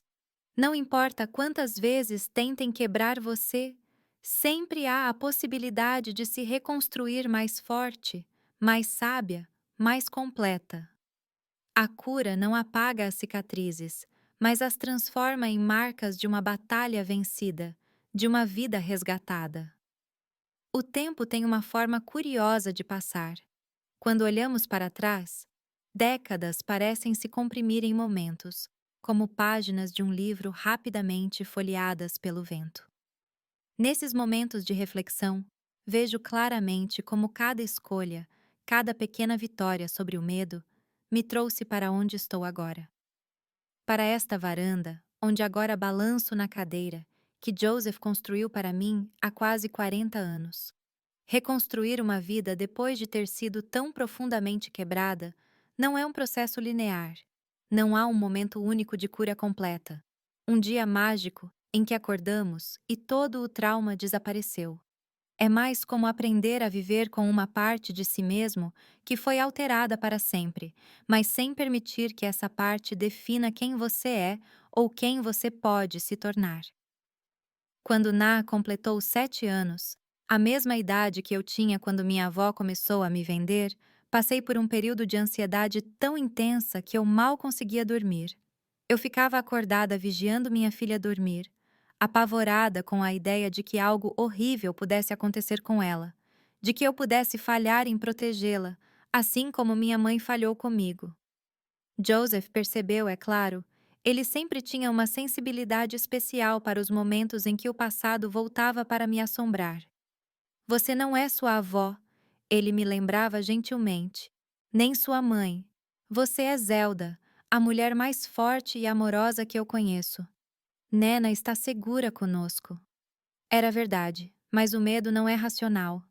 Eu só comecei a me acalmar quando Nená passou dos 12 anos, a idade em que eu escapei. Saudável, feliz, protegida, amada. Quando ela completou 15, sem nunca ter conhecido o tipo de horror que marcou minha infância, eu pude finalmente respirar um pouco mais aliviada. Nós havíamos quebrado o ciclo. A maldição de gerações não tinha alcançado minha filha.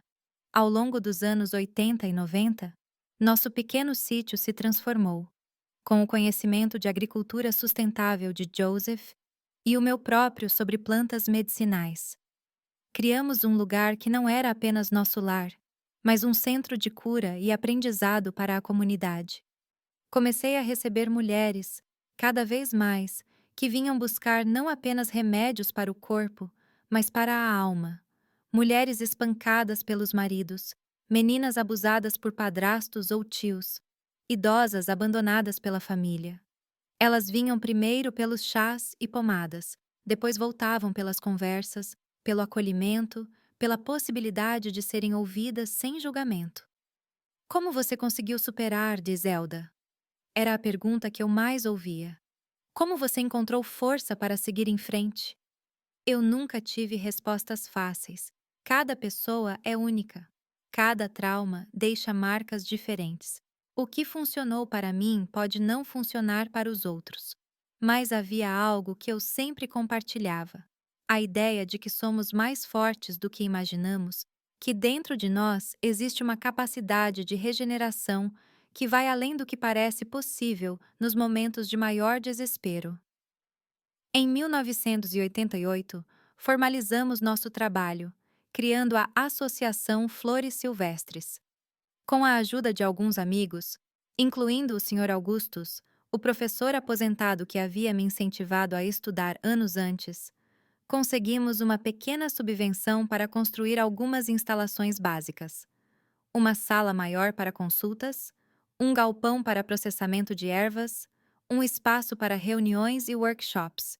O objetivo era simples: oferecer às mulheres da região não apenas ajuda emergencial, mas ferramentas para reconstruírem suas próprias vidas. Ensinávamos desde técnicas de plantio e preparo de remédios naturais, até noções básicas de direitos e letramento para as que não sabiam ler, e principalmente formas de se tornarem financeiramente independentes. A independência financeira é o primeiro passo para a liberdade. Eu sempre dizia: quando você pode se sustentar. Nossa família cresceu junto com o trabalho. Nana, Matthew e Claire foram criados no meio dessas mulheres corajosas, aprendendo desde cedo sobre compaixão, justiça e a importância de estender a mão para quem precisa. Inicialmente, Joseph e eu tentamos protegê-los das histórias mais difíceis, dos detalhes mais sombrios do que acontecia em tantas casas. Mas crianças percebem mais do que imaginamos. Por que aquela moça está com o olho roxo, mãe? Matthew perguntou uma vez, aos 8 anos, depois de ver uma jovem que acabara de chegar à fazenda, fugindo do marido violento. Decidimos, então, que era melhor educá-los com a verdade, adaptada à idade de cada um, do que deixá-los criar fantasias que poderiam ser ainda mais assustadoras. Explicamos em palavras simples que algumas pessoas machucam as outras, que algumas famílias não eram lugares seguros e que nosso trabalho era ajudar quem precisava de refúgio e cura. Como você precisou um dia? Perguntou Claire, a caçula, com aquela percepção aguçada que ela sempre teve. Foi a primeira vez que mencionei partes da minha história para os meus filhos. Não entrei em detalhes. Eles eram muito jovens. Mas disse que sim, eu também precisei de ajuda quando era jovem, e por isso eu entendia a importância de estender a mão aos outros. À medida que cresciam, eu compartilhava mais. Quando Na teve sua primeira menstruação, aos 11 anos, eu contei a ela como minha própria entrada na puberdade havia sido marcada por um aumento nos serviços que minha avó me obrigava a fazer. Como meu corpo em desenvolvimento atraía um tipo de atenção diferente, mais perigosa. Não para assustá-la, mas para que ela entendesse a importância de falar abertamente, de nunca guardar segredos que machucassem, de confiar que seus pais sempre acreditariam nela. Quando Matthew, aos 14, começou a demonstrar interesse em uma colega de escola, conversamos sobre consentimento, sobre como o desejo jamais justifica se impor sobre outra pessoa, sobre como um homem de verdade não é aquele que domina, mas aquele que respeita. Claire, sempre a mais sensível dos três, foi a que mais se identificou com o nosso trabalho. Desde pequena, ela me acompanhava nas colheitas de ervas, aprendia os nomes e as propriedades de cada planta, observava atentamente como eu preparava os remédios. Aos 16, ela já conduzia algumas oficinas sozinha, ensinando mulheres mais velhas a fazer pomadas e xaropes. Eu quero ser como você quando crescer, ela me disse um dia enquanto trabalhávamos juntas processando erva cidreira. Eu quero ajudar as pessoas a curar. O orgulho que senti naquele momento é indescritível. Não era apenas o orgulho de mãe vendo a filha encontrar seu caminho, mas a sensação profunda de que algo havia sido resgatado, de que do solo árido do sofrimento havia brotado não apenas sobrevivência, mas um propósito que se estendia além de mim mesma. Os anos 90 trouxeram mudanças significativas para nossa região e para o nosso trabalho. A informação começou a circular mais rapidamente, mesmo nas áreas rurais. Leis de proteção à mulher, embora insuficientes, eram discutidas. As meninas permaneciam mais tempo na escola, sonhavam com universidades, com carreiras além do casamento e da maternidade. Nossa associação cresceu, ganhou reconhecimento. Começamos a receber visitas de grupos de outras cidades, de universitários interessados em medicina tradicional, de pesquisadores documentando saberes populares. Em 1997, fui convidada a falar em uma conferência em Cincinnati sobre práticas de cura tradicionais. Eu, que mal tinha completado o ensino básico, falando diante de médicos, antropólogos, cientistas. O medo era imenso. Quem era eu para falar para aquelas pessoas cheias de diplomas e conhecimento formal? O que eu tinha a oferecer além de histórias e experiências pessoais? Exatamente isso, disse Joseph, sempre meu maior apoiador. Suas histórias e experiências são o seu maior tesouro. Elas são reais, são vividas, são verdadeiras. Eles podem ter estudado em livros, mas você aprendeu na sua própria pele. Aquela palestra foi um divisor de águas. Falei sobre as plantas que eu usava, é claro, sobre os métodos de preparo, sobre os resultados que eu via. Mas falei principalmente sobre a cura como um processo holístico, que não adianta tratar o corpo se a alma permanece doente. Que muitos dos males que eu tratava tinham raízes não em bactérias ou vírus, mas em formas variadas de violência, em corações partidos, em espíritos esmagados por anos de abuso. Eu não revelei minha história pessoal naquela ocasião. Eu ainda não estava pronta para expor meu passado tão publicamente. Mas falei como alguém que conhece o território do sofrimento por dentro, não apenas como uma observadora distante. E isso fez toda a diferença. Após aquela palestra, nosso trabalho ganhou ainda mais visibilidade. Recebemos apoio de ONGs nacionais e internacionais, conseguimos expandir nossas instalações, oferecer mais serviços. Em 2001, inauguramos a Casa das Flores, um abrigo temporário para mulheres em situação de extrema violência que precisavam de um lugar seguro para ficar enquanto reconstruíam suas vidas. Foi uma cerimônia simples, mas significativa. Na, já formada em psicologia, assumiu a coordenação do abrigo. Matthew, que havia seguido os passos do pai na agronomia, cuidou da parte produtiva da fazenda, desenvolvendo cultivos sustentáveis que ajudavam a manter economicamente nossa estrutura cada vez maior. Clary, que optou por estudar enfermagem, dividia seu tempo entre o hospital regional e o nosso centro de cuidados. Minha mãe estava presente na inauguração. Nossa relação havia melhorado ao longo dos anos, embora nunca tenha se tornado completamente livre das sombras do passado. Ela nunca se casou novamente, dedicando-se a trabalhos voluntários com crianças órfãs. Uma forma de redenção, talvez, por não ter conseguido me proteger. Você conseguiu, filha, ela disse, olhando para a placa simples que identificava a Casa das Flores. Você transformou a dor em algo bonito. Era verdade. Aquele lugar representava tudo o que eu não tivera: segurança, acolhimento, a possibilidade de recomeçar sem medo. Cada mulher que passava por nossas portas tinha a chance que me foi negada por tantos anos: a chance de escrever sua própria história, livre das mãos que tentaram controlá-la.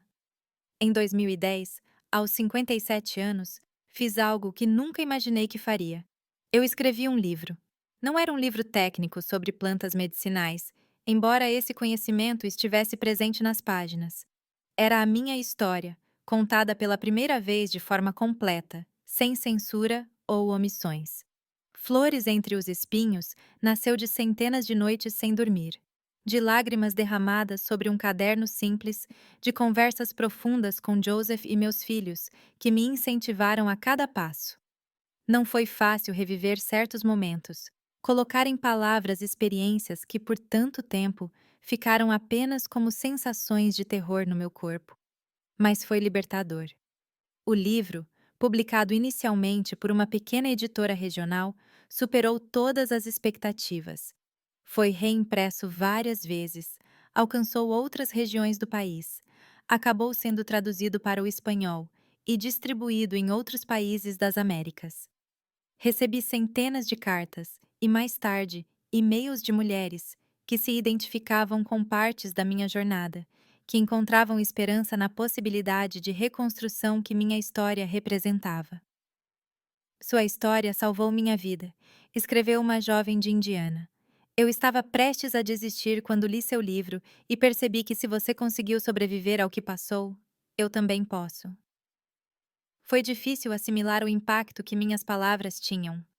Eu, que por tanto tempo fui silenciada, ameaçada a não contar o que estava vivendo, agora via minha voz chegar a lugares que eu jamais imaginei, tocar vidas que eu nunca conheceria pessoalmente.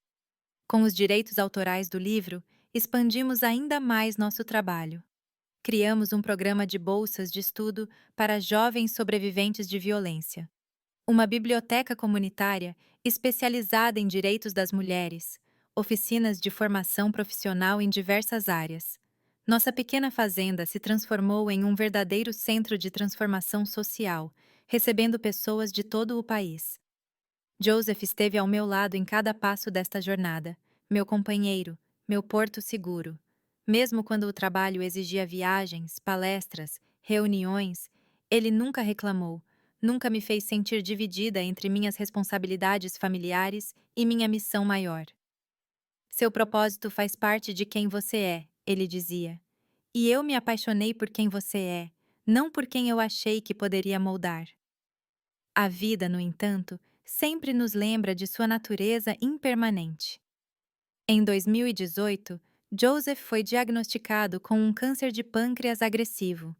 Em apenas 6 meses, o homem forte que havia sido meu suporte por mais de 4 décadas definhou diante dos meus olhos, consumido pela doença que nem os melhores tratamentos puderam deter. Sua partida foi tranquila, em casa, cercado por mim, nossos filhos e netos. Eu não tenho arrependimentos, foram suas últimas palavras para mim. Vivemos uma vida boa, Zelda. Eu chorei não porque nossa história havia terminado de forma trágica, mas porque ela havia sido bonita demais para não deixar saudade. Os anos seguintes foram de ajustes, de descobrir como continuar sem aquele que havia sido meu parceiro de vida por tanto tempo. Nossos filhos temiam que eu me isolasse, que eu perdesse o interesse pelo trabalho que havia sido nossa paixão compartilhada. Mas eu descobri que o legado de Joseph continuava vivo, não apenas nos traços dos nossos filhos e netos, mas na própria estrutura do que havíamos construído juntos. Aos 65 anos, decidi que era hora de passar o bastão. Nina, Matthew e Claire já gerenciavam grande parte das atividades da associação. Uma nova geração de mulheres, muitas delas filhas e até netas das primeiras que ajudamos, estava assumindo posições de liderança, trazendo ideias novas, abordagens inovadoras. Eu não me afastei completamente, é claro. Continuei orientando, aconselhando, compartilhando o conhecimento acumulado ao longo de décadas de trabalho. Mas me permiti diminuir o ritmo, dedicar mais tempo às coisas simples, como cuidar do meu jardim, fazer biscoitos com meus netos, assistir ao pôr do sol na minha varanda, com uma xícara de chá de erva cidreira nas mãos. Em 2021, aos 68 anos, recebi uma ligação que me deixou sem palavras. Era do Departamento de Direitos Humanos, informando que eu havia sido indicada para receber a Medalha de Direitos Humanos, uma das mais altas condecorações do país na área. A cerimônia em Washington, D.C. foi surreal. Eu, uma menina do Kentucky rural, que aos 7 anos foi vendida pela própria avó, agora sendo aplaudida por autoridades, ativistas, personalidades. Quando chamaram meu nome e leram a citação, por sua extraordinária contribuição na luta contra a violência sexual infantil e na criação de metodologias inovadoras de acolhimento e recuperação de sobreviventes, eu tive que segurar o choro. No discurso de aceitação, falei sobre aquela menina de 7 anos, sobre como ela correu nua por uma estrada de terra para escapar do horror, sobre como ela encontrou mãos estendidas que a ajudaram a reconstruir. Falei sobre como cada um de nós pode ser essa mão estendida para alguém em desespero. Como pequenos atos de bondade podem literalmente salvar vidas. Nenhuma criança deveria passar pelo que eu passei, concluí. Mas enquanto essa realidade ainda existir, precisamos garantir que haja também a esperança do outro lado, que para cada abusador haja 10 protetores, que para cada abuso haja 100 atos de cura, que para cada trauma haja 1000 possibilidades de reconstrução. Hoje, aos 72 anos, olhando para trás, eu vejo não apenas a dor e o horror que marcaram minha infância, mas também a longa e extraordinária jornada de reconstrução que veio depois. Eu vejo as centenas de mulheres e crianças que passaram pela Casa das Flores, muitas delas agora construindo suas próprias histórias de superação. Eu vejo meus filhos e netos crescendo sem o peso do ciclo de violência que marcou gerações da minha família antes deles. Eu vejo a roseira do Anjinho, agora enorme, cercada por outras flores plantadas por diferentes mãos ao longo dos anos, um jardim literal e simbólico de cura. E percebo que, de alguma forma misteriosa e profunda, nada foi em vão.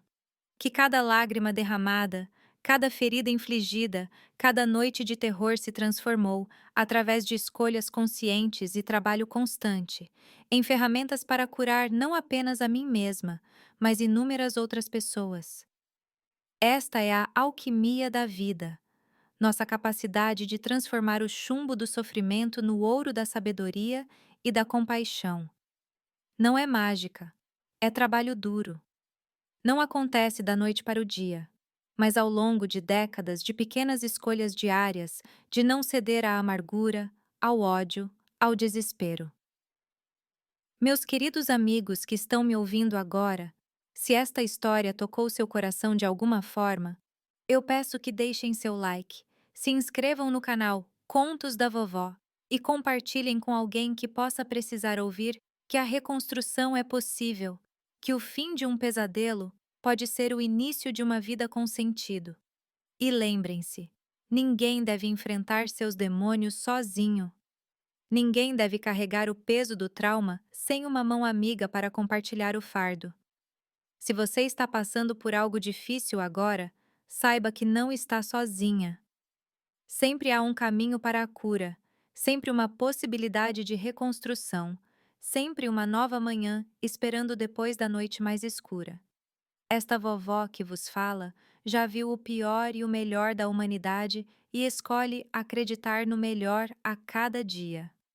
Você também pode fazer essa escolha. Obrigada por me ouvirem até aqui.